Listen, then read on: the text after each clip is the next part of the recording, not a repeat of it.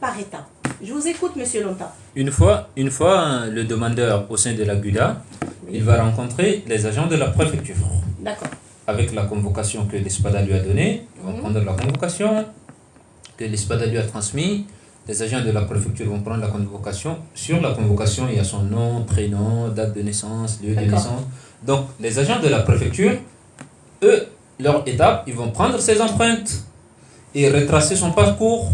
D'accord. Et ils vont prendre ses empreintes et retracer son parcours et après voir sur quelle procédure placer le demandeur. Parce que faut savoir, il y a trois procédures. Il y a trois procédures pour les demandeurs d'asile.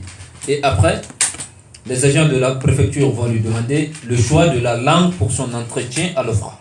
Le choix de la langue. Donc, quelle langue, par exemple, même s'il veut parler en russe,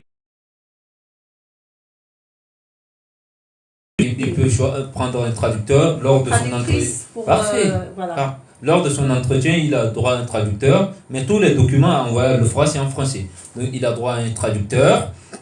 Et la langue choisie, ils vont lui donner une notice de demandeur d'asile, une notice de demandeur d'asile pour moi, en sa langue. Par exemple, s'il a pris en russe, ils vont lui donner en russe. Et du coup, il aura une notification comme quoi la nature de sa procédure.